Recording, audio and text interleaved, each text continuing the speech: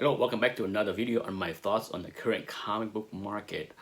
I wrote a video recently about the inefficiency of the market. I want to dive deeper into that, and I want to dive into one of the major contributor to the inefficiency of that market: customer biases. What do I mean by that? When you look at and compare with, say, the stock market, okay, it doesn't matter where Apple is listed. Okay, Apple can be listed in the New York Stock Exchange or over the counter at the Nasdaq. It doesn't matter where. It also doesn't matter if you use E-Trade, Merrill Lynch, Scottrade, Ameritrade. Doesn't matter where your trading platform is, Robinhood, you name it. It doesn't matter. Okay, there is no bias against anyone that want to buy Apple. There's no discrimination. It doesn't matter. If you want to buy Apple, you can buy Apple.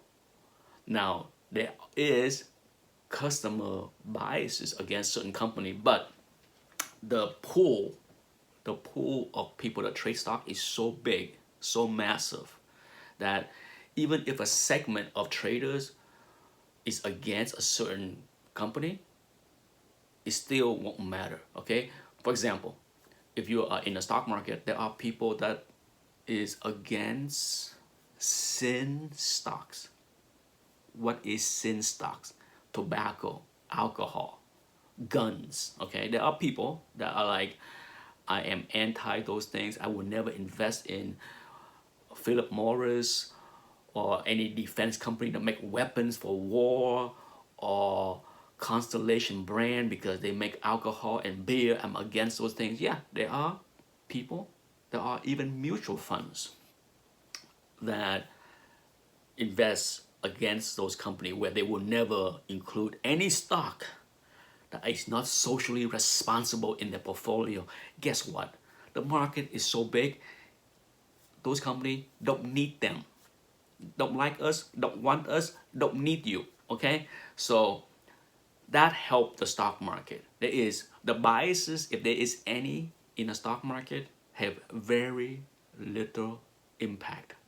The only thing that has an impact is earnings, existence, potentially going bankrupt, growth. Those kind of things trump many social issue. Okay, now if you turn the camera over to the comic book market, it is so much smaller, so much smaller. Okay, we are skewed by the movies. Millions of people go see the movies. Millions.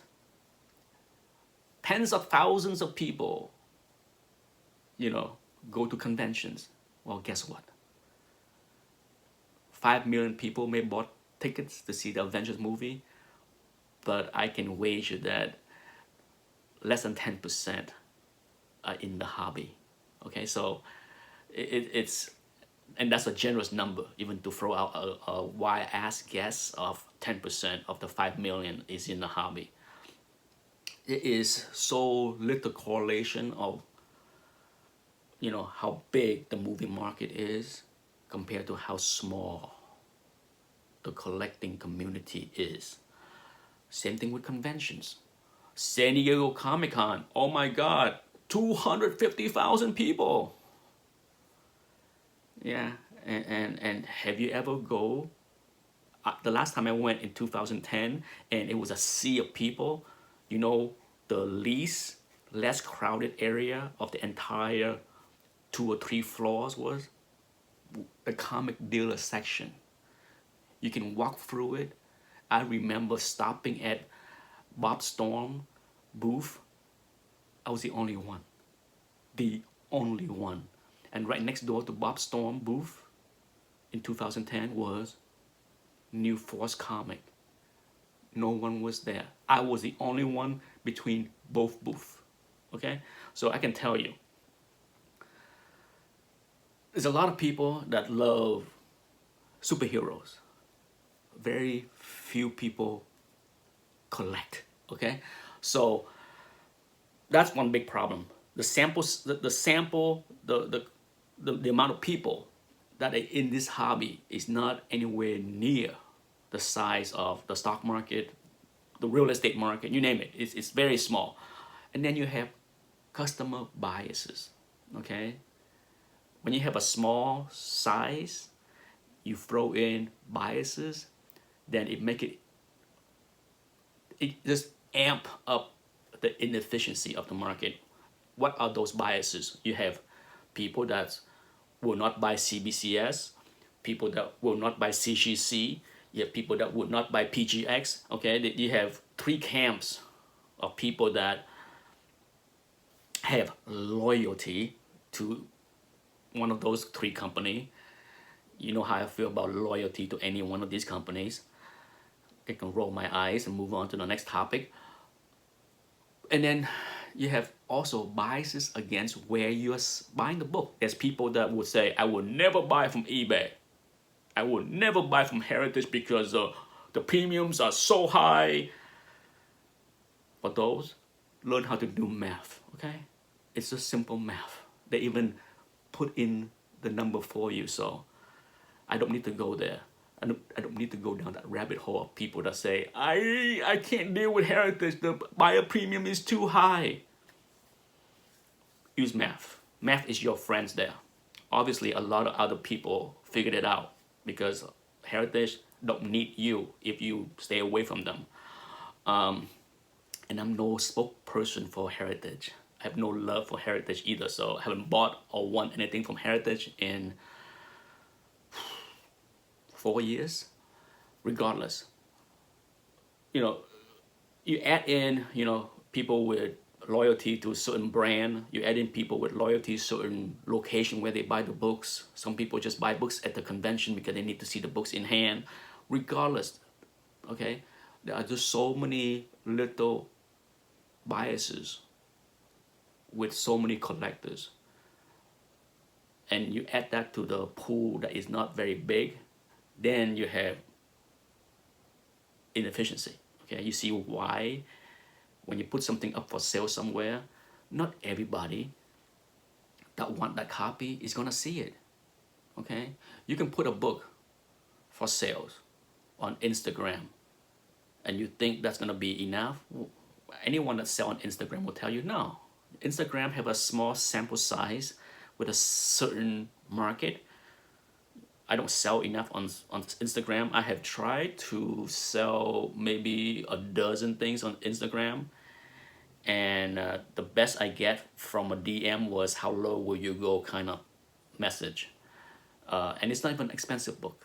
Okay, you're talking anywhere from 100 to 300 or so. Maybe 500 was the most expensive thing that I tried to sell on Instagram. So it's not like I'm trying to sell an amazing fantasy 15 five figures kind of book.